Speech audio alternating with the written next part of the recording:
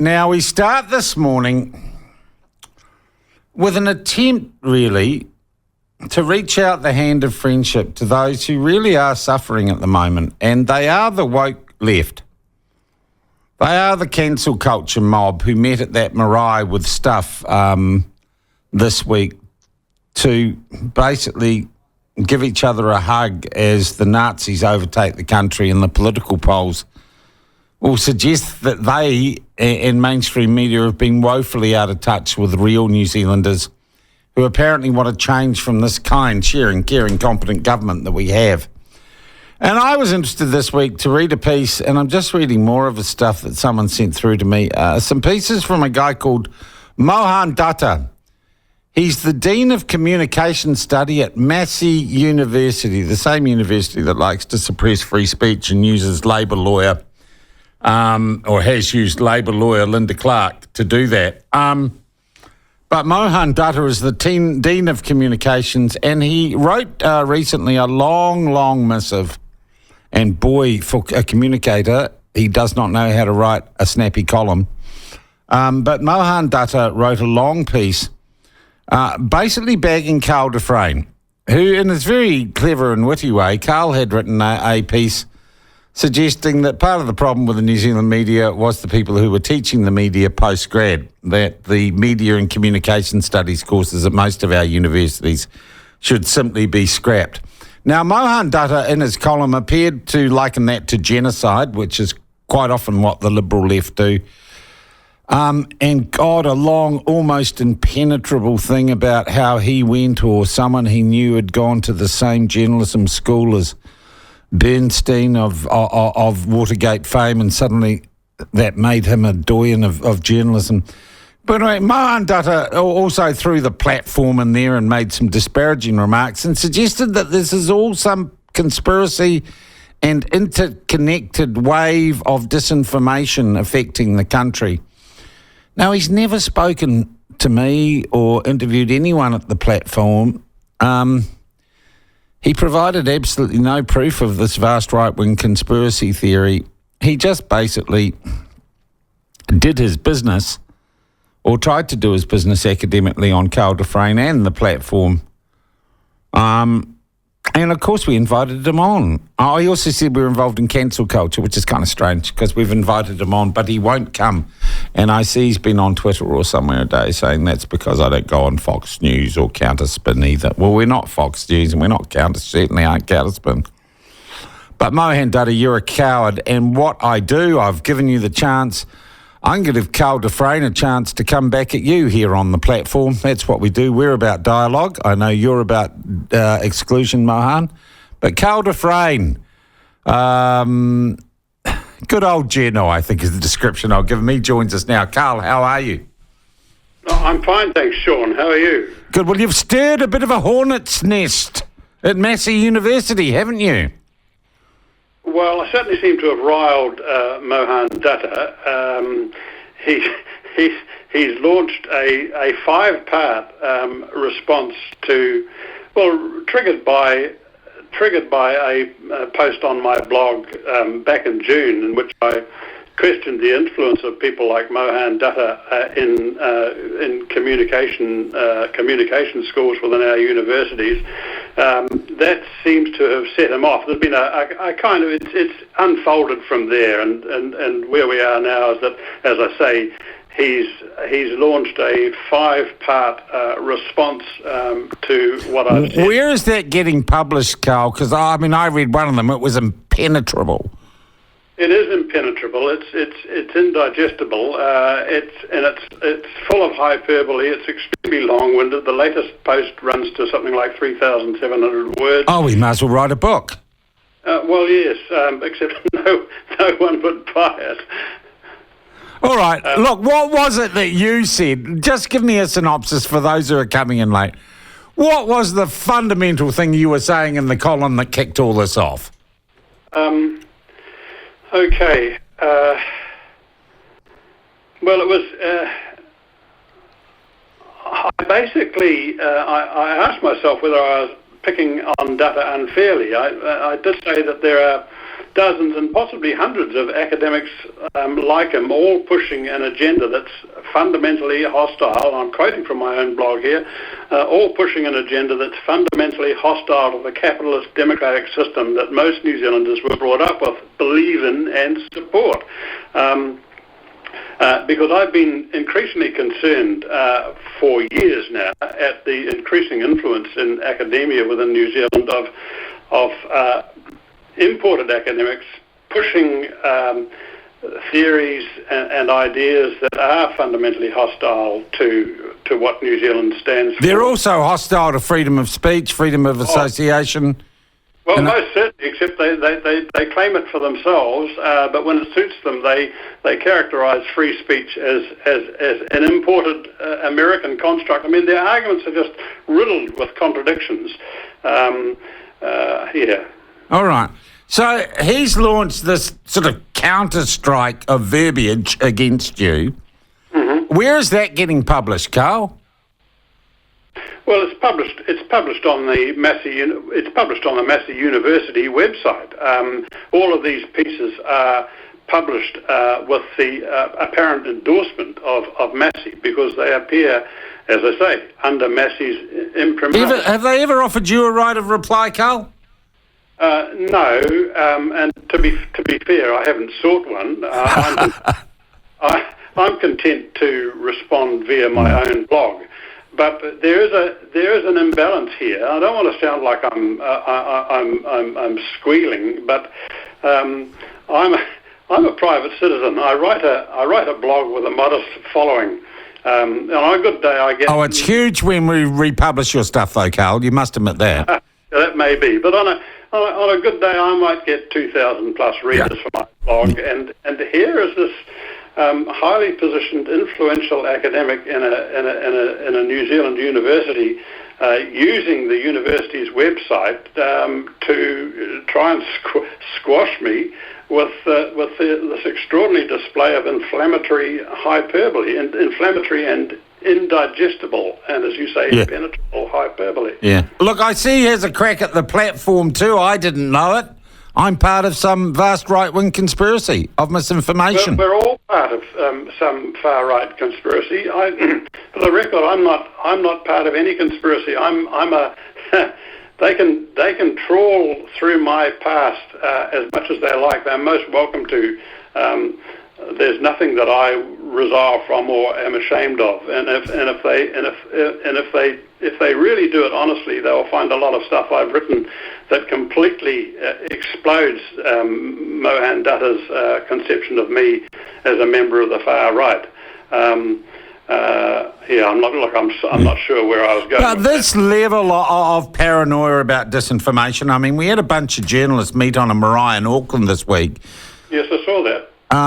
With government officials too, with the people who regulate them, and indeed the Minister of Broadcasting, and a whole bunch of minority groups, some Islamic woman who's a failed Labour Party candidate, and they all got together basically to propagate the sort of paranoia that Mohan Dutta has been writing about.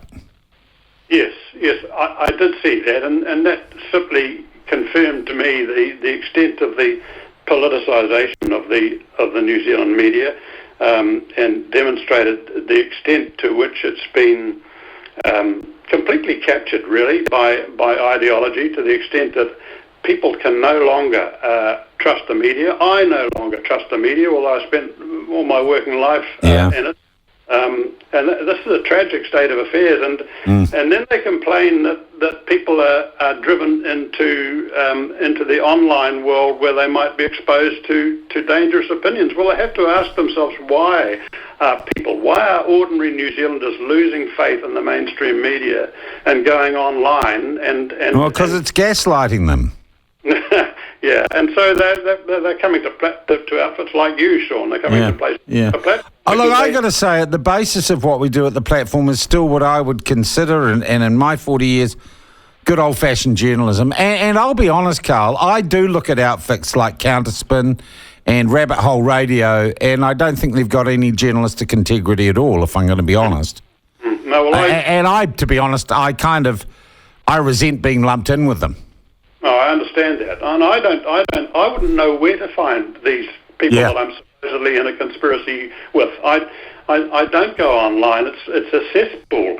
And ironically, Mohan Datta himself, in a Twitter post a few months ago, said it was a cesspool, but he's diving right into it, stirring it up for all he's worth. Yeah. Carl, I don't think you're part of a vast right-wing conspiracy either, and I think it's really good that, and we don't bloody pay you, though I'm going to give you an invite to our election night party. We publish your stuff when we think it's good and pertinent, and I'll be honest, our audience and people very much appreciate the pieces that you write because of their perspective and because of your experience. I also want to address the fact that Mohan Datta wrote this stuff. I really honestly didn't know the guy from a bar of soap until a couple of days ago. But he was having a crack at the platform, and I guess like any human being, I want to protect my pups. I've invited him on. We've tried to ring him, nothing. And he's on Twitter this morning saying, well, I don't know, just sort of mouthing off. Well, what do you think of people who will fire shots like this? And I mean, the strange thing was they were accusing us of cancel culture. We're doing anything but cancelling him. We're offering a platform to talk to you, and he says no. Is this typical of these people, do you think? I honestly don't know. I don't. Their behaviour, their conduct, doesn't lend itself to any kind of sensible, rational analysis at all. What I do accept is that, I mean, I've invited Datta to take part in the debate, and I would like him to. And we offered him the chance this morning to come on with you and debate. Yeah. And he would reject that, of course, because he would say that the platform is a far right outlet, and he's not going to get a fair hearing. I'm happy to meet him in any forum that we can mutually agree on. Ideally, a totally neutral forum, but I do accept in saying that his views and mine are totally irreconcilable. So the debate wouldn't achieve anything in terms of changing his mind or mine, but it would serve the purpose of testing our conflicting ideas in front of an audience, and that's what I want to do, because he's that's what public debate, that's what free speech is all about, Carl. He's made some outlandish allegations which would be defamatory and which would concern me greatly if I thought for a moment that any reasonable-minded person took them seriously. But I would like an opportunity to actually have it out with him point by point and tackle him on some of the, as I say, outlandish statements that he has made and that just cannot be substantiated. He is completely promiscuous, is the word that comes to mind, in terms of the accusations he throws at anybody he disagrees with. Yeah. Meantime, he is, I think, holds the chair of the Dean of Communications at Massey, whatever Huflandung that is. But he is influencing young minds.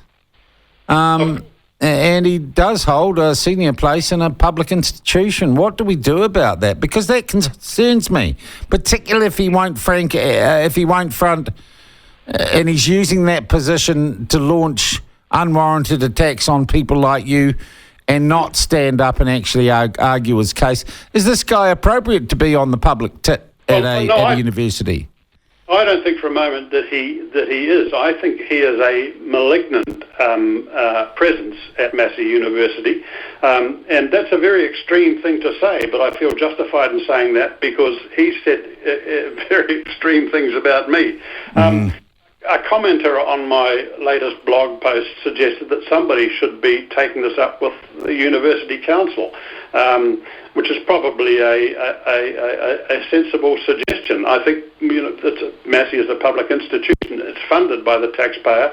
My taxes help pay Mohan Datta's salary. He should be held accountable for the extreme and incendiary things he keeps saying, and probably the way to do that is to make a complaint to the University Council. I'm not going to do that, and to be honest, I don't think that it would serve any purpose because feeling. I know exactly. I look at who is Vice Chancellor of Massey University. It's Jan Thomas, the woman who, for spurious reasons, completely dishonest pretext, banned Don Brash from an event there several years ago. Yeah, and Speak Up for Women. Remember, they deplatformed them with the connivance of Linda Clark, who's now on the board of Television New Zealand and is a good friend of the Labour parties. I would have no faith whatsoever that any complaint to the University Council would get anywhere. But that's not to say a complaint shouldn't be made, simply because of the principle of accountability. I'm just not going to be doing it because it would look like I'm sort of squealing on my own account. Yeah, I hear you, Carl. And look, it's unfortunate because, and let's be honest, there is a culture war, right? And you're probably on one side of it. Yes. But people on your side of it, from my observation, tend to be reluctant to play the victim card or make it about them. The problem is you're fighting against people who will always play the victim card. Will always say, look at me and I'm persecuted and I'm a minority, and be dramatic about any harm done to them. Yes. Mohan sees the world entirely in terms of, and I've got something he wrote on my screen in front of me now. He sees everything in terms of a white settler colonial cis-normative patriarchal society that's determined to suppress and marginalise people like him. I'm not interested in suppressing anyone. I wouldn't for a moment argue that Mohan Dutta should be silenced. But I find it quite humorous that he isn't. That's why I wanted him on the show. It's entertaining. He is also obviously therefore into critical race theory and identity politics, isn't he? Yes. Yeah. Yes. Okay. Which isn't going so well for the left, it must be said, at the moment, unless you read Stuff magazine. Carl, I want to thank you for coming on. And I know that in the flow of your life, this probably isn't the end of the world. But the problem is Mohan Dutta is busy telling his students and other people that it is. Yes. Yes. I don't lie awake at night worrying what Mohan Dutta says about me, but I do, like you, feel concerned about the sort of influence he exerts on gullible students who are undertaking what are plainly highly politicised ideological courses. Yeah. And if you're going to put up, you should front up, and he hasn't done that this morning. Carl, I'll let you get back to your life of retirement. Yes, I have to say, Sean, that this is not how I anticipated spending my retirement. There are other things I'd far rather be doing than responding to people like Mohan Dutta. But having said that, I have to accept responsibility. Now, you've written a response to him too, haven't you? Yes, I have. We'll get that up. We'll get that up, if you don't mind, on our opinions pages too. I'm sure it'll be well read like all your stuff is. Carl, have a great day. Thank you for your time. Carl de Fraine, retired journalist, I think of some note, and good column writer. And we would have loved to have had Mohan Dutta justifying his super woke positions today, but no. Nothing back from him, you rude little man. I presume it's because actually you are afraid of having your ideas tested outside the woke echo chamber at Massey University that you occupy, Mr. Dutta. I see you get published in Te Tangata and other things. You clearly couldn't write a news story if you were paid. And I shudder to think what you are teaching people who think they might learn journalism or communications from you. The only thing they'll learn is critical race theory propaganda and self-interest, I imagine, from you, Mohan Dutta. But as I say, you know the number, 0800 332283, 0800 debate, which I know is a new concept to you, Mohan. You're just all about yelling your prejudices at people. There is no conspiracy, Mohan. We don't all get together with a secret handshake and some tattoo that we've got. We're an independent media organisation, the platform. You know exactly who our funders are, and they have our main financial backers, the people I'm in business with, you know exactly who they are. It's all on the public record. Nothing is hidden. And I hate to say it, the editorial decisions and direction of the platform is made by me and me alone, and the buck stops with me. So if you've got an issue, Professor Dutta, front up and talk to me. If you continue to spray and walk away, I will continue to extract the Michael from you as I have this morning. And I presume you've blocked me on X, though we must check that. Have you had a look at his feed, Ben? You managed to get into his feed? What's he been saying? What's he been ranting on about? He's not targeted the platform specifically that many times. I think he's retweeted a few things here and there, but look, it's all very much in keeping with this kind of absolute alarmist genocide. All the buzzwords. Genocide, Nazis, disinformation. Yep. All the buzzwords you can possibly imagine. Yeah. So really not worth a follow, in my opinion. I don't think he's blocked you by the looks of things. Oh, okay. Amazing. But he's retweeted many times the Aotearoa anti-fascist movement. So he's obviously quite fond of them. He's one of the anti-fascist guys. Gosh, to think that... And I have to tell you, I have to admit, I am an alumni of Massey University. My journalism course that I did back when Adam was a junior cowboy, I did that at Wellington Polytechnic, which morphed into Massey University. So I'm regarded as an alumni of Massey. I haven't paid the old boys' fees for a while. You can imagine why. I think Massey should look at whether this guy's appropriate for his position. I don't want to cancel him. I just want him to front up. Because I know what we used to call people who would say things or do things and then run away, Mohan. In New Zealand parlance, we called them chickens. And I guess in American, you'd be a yellow belly. But anytime you want to ring in, arrange an interview, debate with Carl, we're not going to cancel you because we're about freedom of speech and open dialogue and debate, not propagandising young minds. And also just want to bring in here Ben. So, Ben, it was interesting. When you came to work a year or more ago for the platform, you'd finished a degree in English and something else useless. English and politics. And you were looking to go and work as a journalist, which is what you wanted to do. But you got the message that you had to go and do a postgraduate degree, the sort of thing that I imagine Dutta teaches people. Yeah, unanimously, yep. And it was. So all main and news organisations wanted you to go through this tertiary indoctrination. Yep. Okay, but you got lucky because your dad knew me. He wrote me a letter. I said, the guy looks okay. I'll give him a crack. He's got 2 arms and a leg. Yeah, and I just had to try. I just had to try and get something without going through another year of that. Yeah, but you had the impression already that there was going to be an attempt to kind of mould your brain and political views if you carried on into tertiary journalism education. Yeah, I didn't like the looks of what I saw, and to be fair, I hadn't seen the writings of crazed Dr. Greg Treadwell of Auckland University or Mohan Dutta at that point. But basically what that did when I read those was kind of reinforce the decision not that you made. You're doing all right, I know, and I'll pay you soon. One day you'll get you off the internship and give you some money. No, we're joking. I have all sorts of Labour people onto me.